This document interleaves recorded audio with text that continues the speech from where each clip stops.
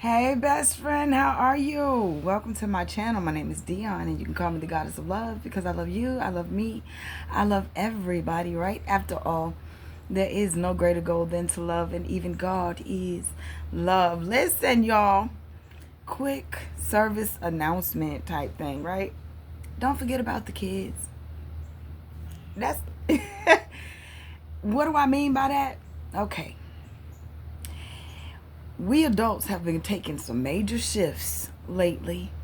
We've been going through some major changes lately. And so have your kids. So as your children, as those that you birthed and those that you raised and those that you are around are shifting as well, I want you to become more aware of them in this. You know, they're their own life paths, they're their own birth charts, they have their own schedules, their own days, their own everything. And I've always been like that with my kids.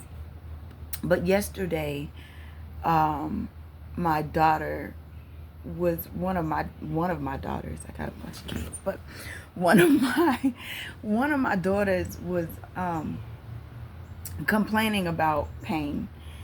And when I went later to, well, it was like, I say more solar plexus, between solar plexus and heart chakra. When I went to her days to see where she was on day 9. Don't forget, this is a month 9, year 9. So she was in her own 999 situations. We have to remember that the kids go through theirs too. And as we navigate ourselves, remember we are helping to mold them and navigate them through as well, so that they don't have to start from scratch like we did. So when is the best time to talk to them about it as they go through it? And then you teach it to them and you show it to them, and then you ask related questions. Is there anything that made you feel bad this week, or is there anything that made you feel excited or empowered? You know, we start to get to the other root of situations when it comes to the kids. That's all I wanted to talk about, really. Making sure that we are looking at our children's charts as well, and remembering that we are here to guide them and to teach them. And some people may not have just thought about, you might just not have thought about doing it. So I'm here as a little service announcement. Hey, they are going through these shifts too. They are leaping and bounding the same way we are. They're quantum jumping and leaping the same way we are. They're timeline jumping and skipping the same way we are. So when you wake up one day, you're dealing with a child that's completely different than what it was yesterday, but you already know this ain't your timeline type stuff. Oh, I'm here to help this mama deal with this child on her timeline, and then once I'm done with my assignment, I'm gonna jump to the next timeline, and we gonna just keep going until it's where we want it, our highest timeline, right? So, yeah, I just don't want us to think that it's just us and that they are unimportant. They're more tapped in than we are. They are more tapped in than we are. So if our bodies are finally tuning in, if they were already born tapped in, they're definitely feeling it. Okay, so just look to your kids, look to the ones that you come in contact with, because we're all not parents, but some of us do have nieces, nephews, cousins, aunties. Yeah, some of us have aunties that are like way younger. It is what it is, right?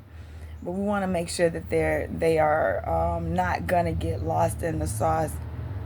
Make sure that as they try to reset people and put them back to sleep, that they are not going in that direction. My biggest goal is to be the best ancestor that I can be.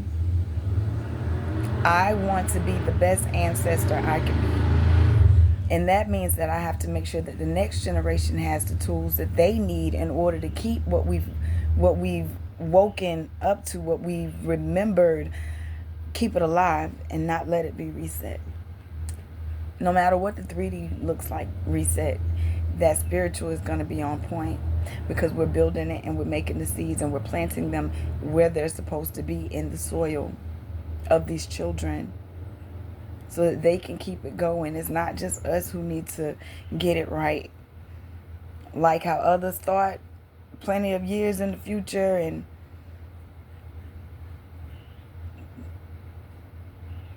held and suppressed folk that weren't supposed to be held and suppressed.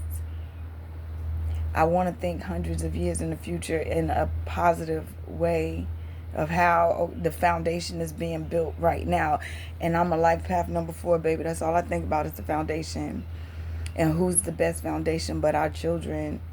Because once we're gone to the next phase of life, of existence, phase of energy, who's going to be here?